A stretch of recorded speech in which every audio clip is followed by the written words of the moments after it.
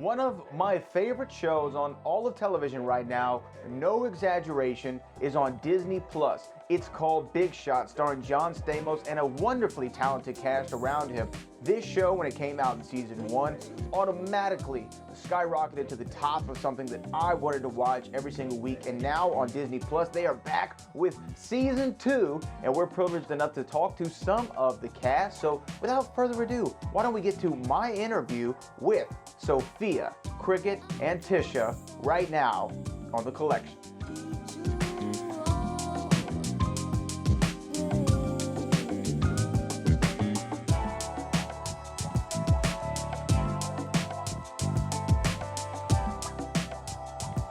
Ladies, how are we doing? Good, how are you? Doing well. You're doing well. All right, look at that. Hey, can I say something? I said this to a few other of your castmates, and this is not an exaggeration. It's the God's honest truth. The Big Shot or Big Shot is my favorite show on television. Like 100% favorite show on television. I don't know why y'all seem surprised by that.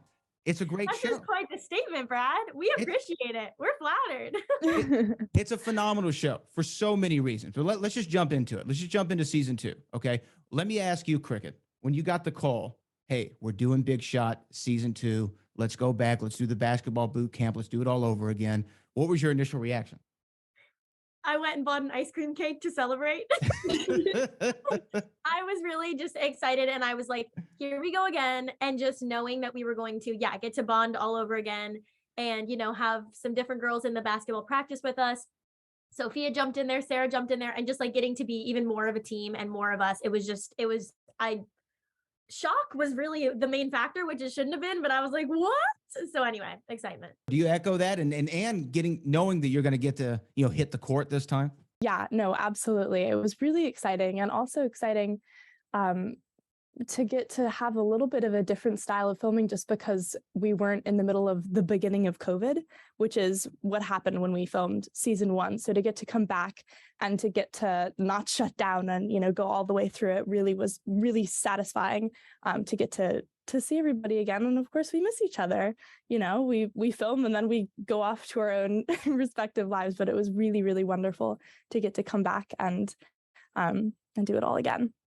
And Tisha, for you, I mean, the first season was met with such great reviews. Like everybody who watched it loved it. And your character this time had a really incredible arc. Really, in the first season, going into the second season, a lot of changes for your character. Would you agree with that? Oh yeah, definitely. I think Mouse really came into her own, especially the second season, and with the help of Harper and the whole relationship, it just really blossomed into this powerful woman that she's really becoming.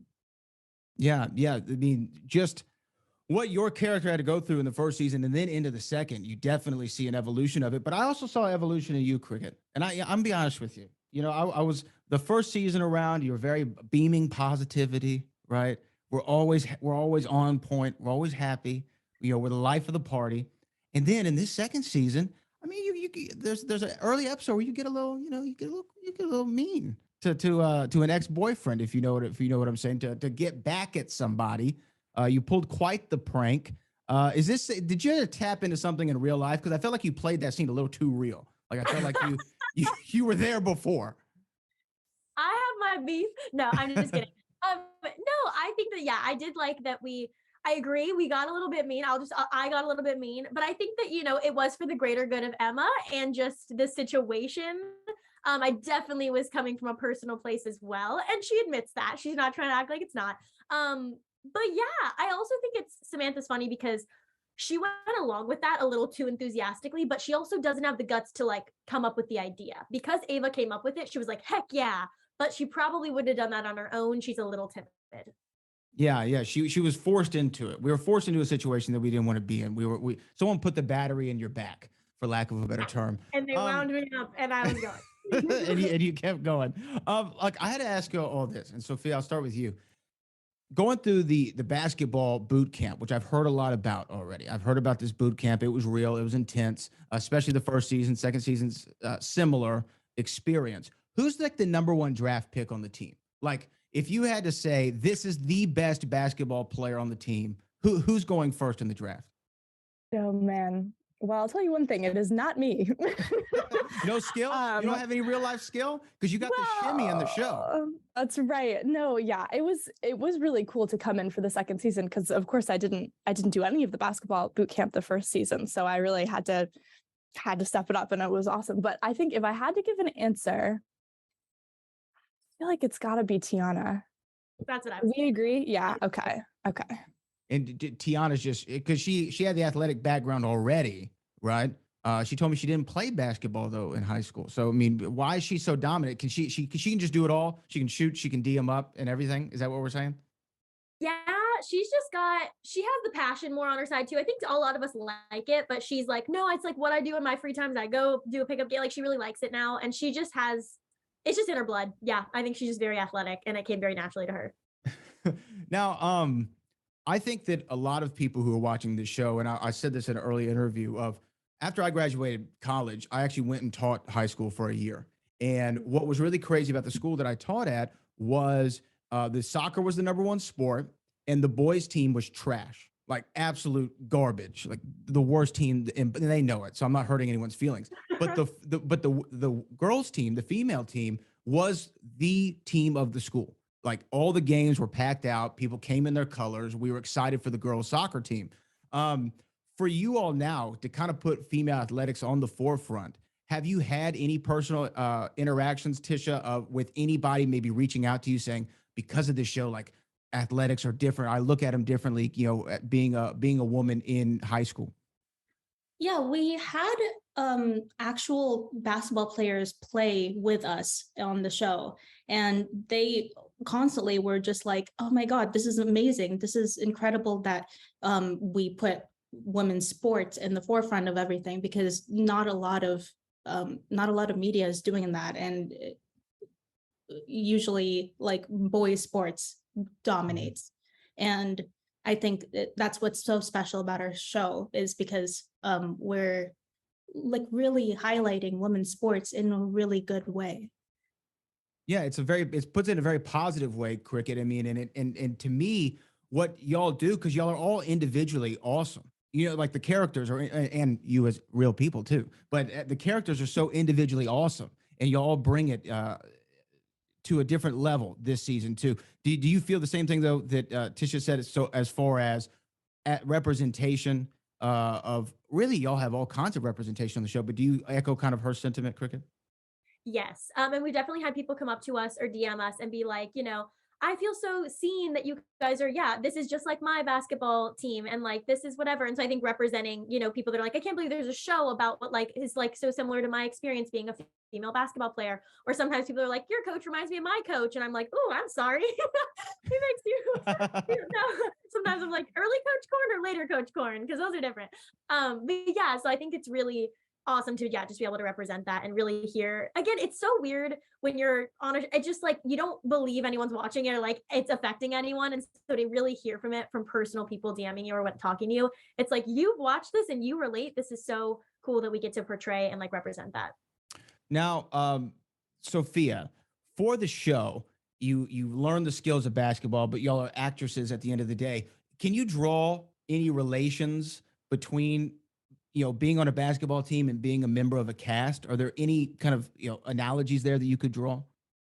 Yeah, absolutely. And I think that's kind of something that's drawn in the show too, not with acting, obviously, but with the rest of your life, you know, how sports, the skills that you learn on a team, really, you can take it off the court. And so it's cliche, but like the answer is teamwork, I think.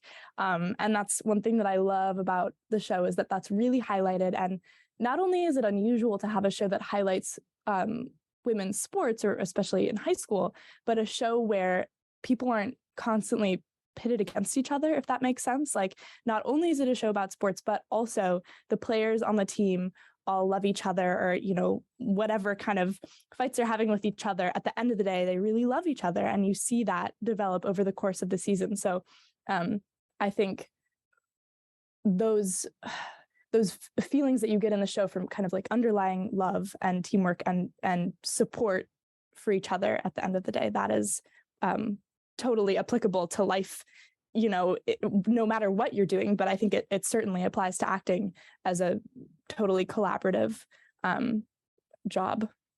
Now, y'all may not realize it yet, but I'm sure there are a lot of young girls who look up to you as your role models, especially your characters as their role models. I know that's like a heavy thing to maybe accept and think about, but when I was growing up, sports figures were everything for me. If my mom or dad asked me to do something, I might not do it. But if like Michael Jordan were to call me, I'd be like, Mike, whatever you need, because that was my role model growing up. I aspired to be that way. Tisha, who was your role model growing up? Oh, that's a hard question, but I would definitely have to say Lea Salonga because she is an incredible Broadway and like just in general entertainment actress who resembles uh, like really she is like the main Filipino actress that I really looked up to, and there weren't a lot of Filipino actresses that I could have looked up to, and like being able to see like Jasmine be sung by a Filipino actress, I'm like, I want to do that. She was the reason why I became an actress, so I would have to say her. Cricket, same question. Um, First thought was like my cousin. But if we're going bigger picture, okay, I've got some great cousins. Okay, I'm sure you got no, phenomenal cousins. no, but I would say Raven Simone comes to mind. I grew up watching her as Rudy, and so I loved her in that, and then loved her in That's So Raven so much. I think her comedic timing. I just think she's a genius. So I don't know, she just came to mind, but I think that definitely when I think of who I looked up to at a younger age, acting wise, I definitely think of her. She's just got spunk that I love. Sophia? I'm gonna have to go kind of smaller scale because I didn't really watch, or I didn't watch TV until I was much, much older, like between 10 and 13 is when I first really started watching anything, which is unusual. But I'm gonna say my parents, which is Look at what that. everybody says. But no, my parents are both also really creative people. They're both musicians and they're both teachers. And it was never a question for them whether or not, they support me no matter what. And I didn't grow up in LA, I didn't grow up in this whole world. And there was never a question in their mind that if I really loved something that I should go for it. They never doubted what I loved. And so I am where I am because of them. And I'm really, really grateful. And when you say they were teacher, they are music teachers, they teach in education. Both. They're musicians and also teachers. So what do they think about the show? Do they think that they're like, oh yeah, I have students like this, or this really mimics the experience? That's such a good question.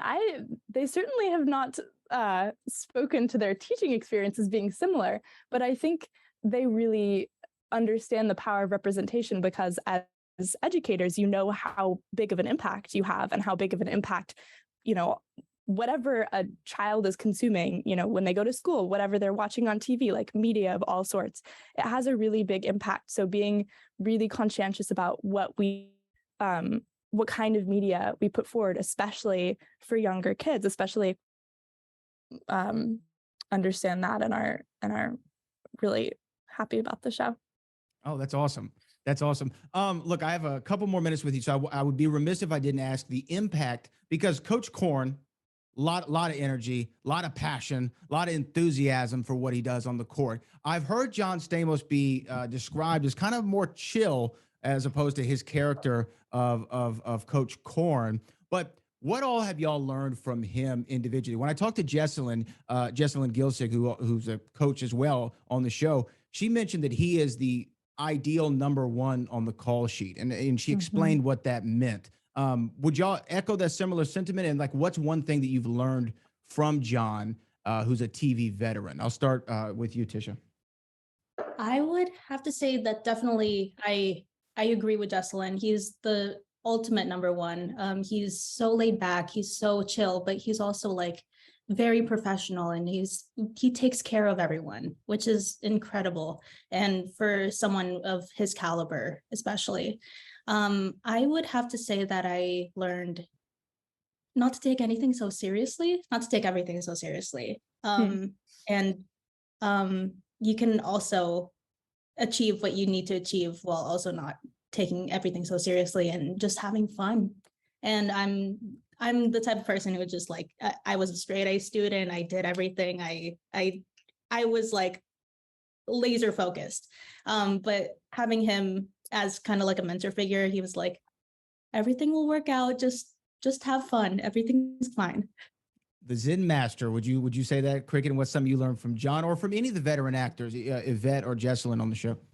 Oh, you can't get me started on all of them or I'll just never stop talking.